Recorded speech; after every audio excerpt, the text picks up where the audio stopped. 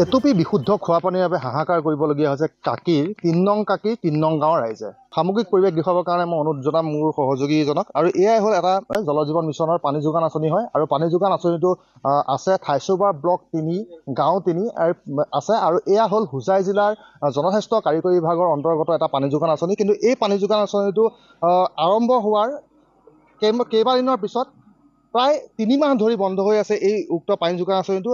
কিন্তু এই ক্ষেত্ৰত যি স্থানীয় লোক আছে তেওঁলোকে বিভাগীয় কৰ্তৃপক্ষক অৱগত কৰাইছে যদিও বৰ্তমানলৈকে এই পানী যোগান দিয়াৰ ক্ষেত্ৰত ৰাইজক পানী যোগান দিয়াৰ ক্ষেত্ৰত কোনো ব্যৱস্থা গ্ৰহণ কৰা নাই। আমি জানিব পাৰিছোঁ যে প্ৰায় 7খন গাঁৱৰ ৰাইজে এই পানী যোগান আঁচনিটোৰ পৰা তেওঁলোকে পানী খাই আহিছিল। কিন্তু বিগত ৩ মাহ ধৰি পেলাই এই পানী যোগান আঁচনিটো ইতিমধ্যে বন্ধ হৈ আছে। আৰু আমাৰ লগত এই পানী যোগান আঁচনিটোৰ যি পৰিচালনা সমিতিৰ সভাপতিগৰাকী আছে, আমি তেওঁৰ কাষলৈ যাব বিচাৰিম। দাদা কি ক'ব? নমস্কাৰ।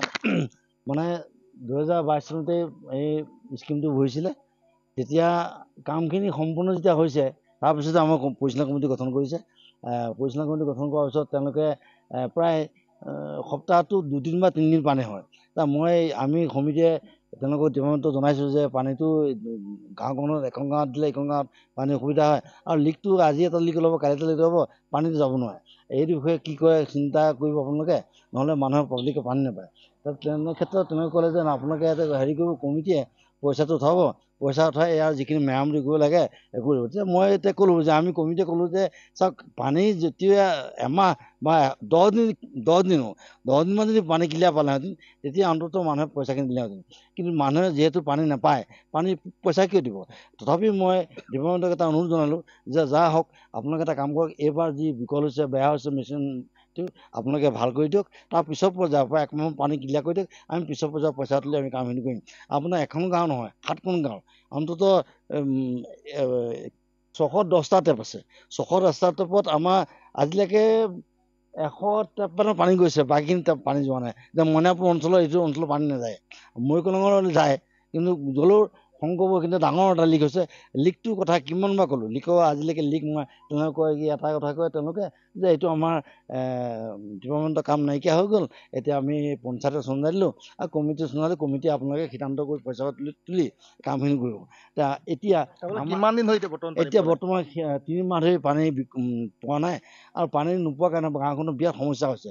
আৰু যিহেতু আমাৰ খৰাং অঞ্চল, ইয়াত নদ-নদী নাই, সেইকাৰণে আমি আপোনালোকৰ জৰিয়তে আমি মাননীয় মুখ্যমন্ত্ৰী মহোদয়লৈ জনাইছোঁ যে অতি সোনকালে আমাৰ এই আঁচনিটো ভাল কৰি আমাৰ এই 7খন গাঁৱৰ ৰাইজক যে বিশুদ্ধ পানী খুৱাই তাৰ কাৰণে অনুৰোধ জনাইছোঁ। এয়া আছিলে এজন পৰিচালনা সমিতিৰ যি সভাপতি ভাষ্য হয়। আমি এগৰাকী মহিলাৰ কাষলৈ আহিছিলোঁ। বাইদেউ কি ক'ব, কেনেকুৱা অসুবিধাৰ সন্মুখীন হৈছে? নমস্কাৰ।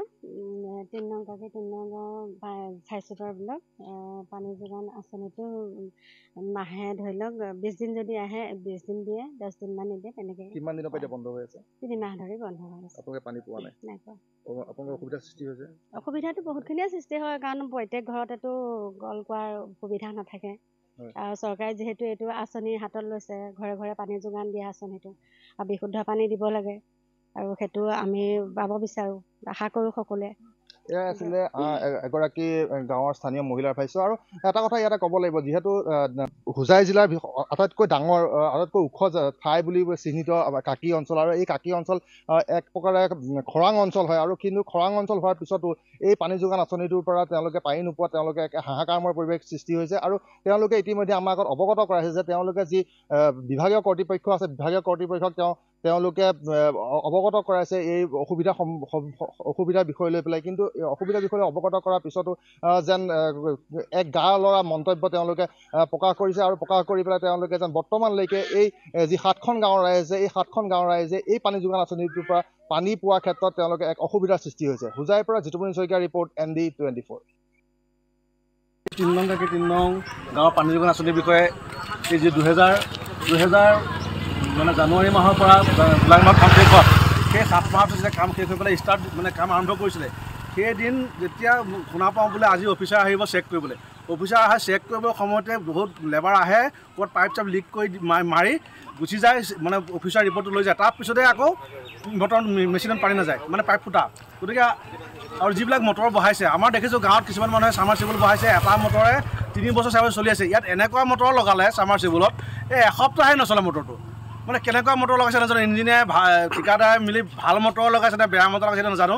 গতিকে আমি এইবিলাকতো গাঁৱলীয়া মানুহ বুজি নাপাওঁ। গতিকে আমি মুখ্যমন্ত্ৰী এটাই অনুৰোধ জনাইছোঁ, প্ৰধানমন্ত্ৰী অনুৰোধ জনাইছোঁ যে গাঁৱৰ ৰাইজক পানী দিম বুলি, বিশুদ্ধ পানী খুৱাম বুলি অত কোটি কোটি টকা খৰচ কৰিছে।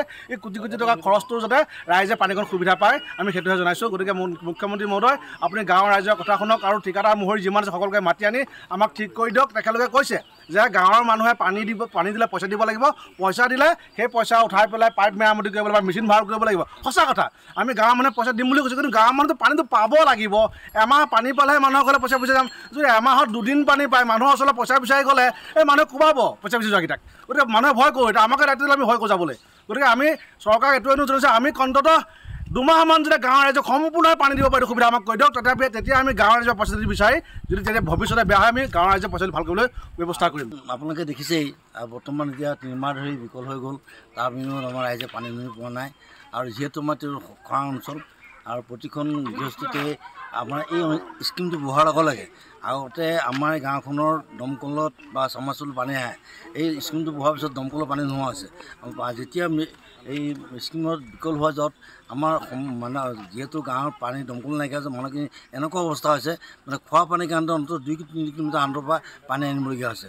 সেয়েহে আমি এই চেনেলৰ জৰিয়তে আমি অসম চৰকাৰক জনাইছোঁ, মাননীয় মুখ্যমন্ত্ৰী মহোদয়ক জনাইছোঁ, অতি সোনকালে আমাৰ এই আঁচনিটো স্কিমটো ভাল কৰি আমাৰ অন্ততঃ এই গাঁৱৰ দুখীয়া মানুহক বিশুদ্ধ পানীটো পাবৰ কাৰণে আশা ৰাখি মোৰ বক্তব্য। 3 মাহ বিকল হৈ আছে, 3 মাহ হৈ আছে বৰ্তমান বিকল। আৰু বস্তুটোৰ মেচিন এই স্কিমটো বঢ়োৱাৰ মানে প্ৰায় এসপ্তাহমান প্ৰথমতে পানী হ'ল, 2 দিন বা 3 দিন হয়। তাৰপিছতে মানে লিকৰ সংখ্যা হিচাপ কৰি নাই, আজি এটা লিক, কাইলৈ এটা লিক, মানে গোটেই অঞ্চলত 7খন গাঁৱত মানে লিকেই লিক।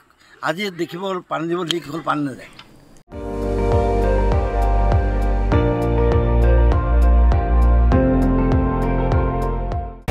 আপুনি চাই আছে ND24, সৰ্বশ্ৰেষ্ঠ নহয় সৰ্বোত্তমৰ দৌৰত।